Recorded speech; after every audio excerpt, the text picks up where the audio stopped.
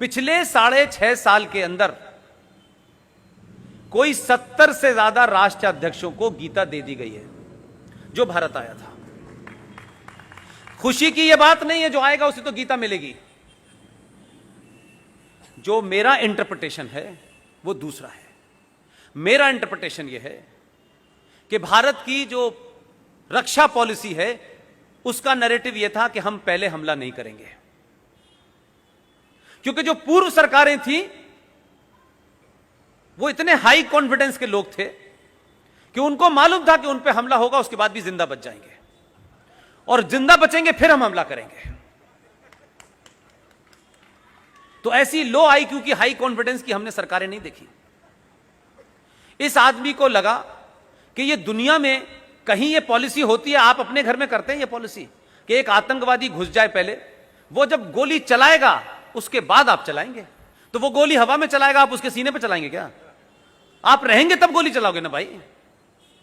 इस आदमी ने बिना किसी कैबिनेट की मीटिंग के, कोई डॉक्ट्रिन नहीं थी हमारे यहां ये, लेकिन जैसे हमारे यहां महात्मा गांधी को महात्मा गांधी आप कहते हैं, और जब ये पूछते हैं कि महात्मा गांधी को महात्मा गांधी कहने के लिए भारत के संविधान में कहां संशोधन हुआ, संसद में कहां बात आई कि इनको महात्मा गांधी कहा जाए, तो पता चला आरटीआई में कि नहीं, ऐसी तो कोई बात ही नहीं है, आप अपने मन से कह रहे हैं, मत कहिए।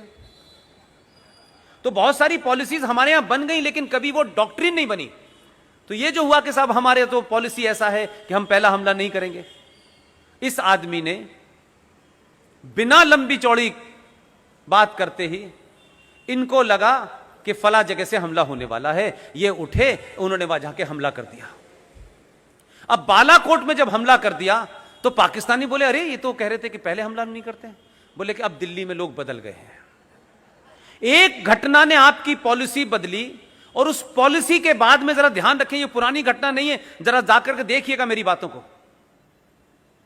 जिस वक्त बालाकोट पे हमला हुआ तो उस हमले में आपका एक आदमी उधर रह गया। आप पूरी दुनिया की प्रतिक्रिया से यह अंदाजा लगा सकते हैं कि आप कितना तगड़ा होमवर्क किया है। एक देश ने यह नहीं कहा कि भारत ने यह गलत किया है, उनकी बाउंड्री लागी है, क्योंकि उन 70 देशों का अगर आप रिएक्शन पढ़ें, सबने गीता पढ़ी थी। उन सब का रिएक्शन आप देखें तो मैं ये मानता हूं कि उन्होंने गीता लेके नहीं गए, पढ़ ली थी। इसीलिए काका ने फोन किया अमेरिका से, इसको जल्दी छोड़ दो अभिनंदन को, ये गीता का आदमी है, ये चाणक्य मानने वाले लोग हैं, अग्नि लगा दी है शाम तक, हमें पता नहीं है तुम रहोगे नहीं रहोगे, इसको छोड़ो जल्दी। जैसा था वैसे ही छोड़ दिया। आप समझ रहे हैं क्या कहते हैं, पाकिस्तान ने हमारे ऊपर बड़ा एहसान किया। शाम को वो भी आ जाते जो थे पकड़े हुए, उन्होंने कहा यह आदमी गीता का जानने वाला है और गीता ही पढ़ता है, उसमें लिखा है इसके बाद इसे क्या करना है। आपको नहीं पता हमारे देश ने अग्नि अलर्ट पे रखी हुई थी।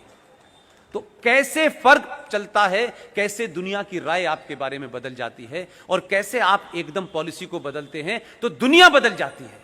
आप जब घिघियाते थे, गिड़गिड़ाते थे, तो जरा सी कोई बात होती थी, कोई कह देता था तो आपके हाथ पैर कांपने लगते थे। आज 370 पे सीएए के ऊपर काका यहां आए, बोले this is the internal matter of India. यह बात नहीं थी। इसलिए मैं बार बार यह भाव आपके अंदर पैदा करना चाहता हूं, काम कोई भी कीजिए, छोटा सा कीजिए। इसलिए मैंने मराठे जी ने जो काम किया है, इसका सदियों तक इंपैक्ट रहेगा। हम सबको इस आंदोलन को घर तक पहुंचाना है। आप सबने मेरी बात पूरे धैर्य के साथ, पूरे तहम्मुल के साथ सुनी। आप जब जब बुलाते हैं मैं तब तक आऊंगा। मुझे लगता है कि मुंबई और महाराष्ट्र या गुजरात में, जहां लोग मुझसे बार बार ये पूछते हैं कि ये दो वो जगह हैं जहां पहले से इतने राष्ट्रवादी हैं, वहां जाने की क्या जरूरत है। मैंने कहा यार कि पहले तक तो मैं समझता था कि बात ठीक है, लेकिन जो अभी आपके यहां बंदर बांट हुआ है सत्ता का, उसके बाद लगा कि यहां राष्ट्रवाद की ज्यादा जरूरत है। इसलिए कुछ लोगों को बताना है,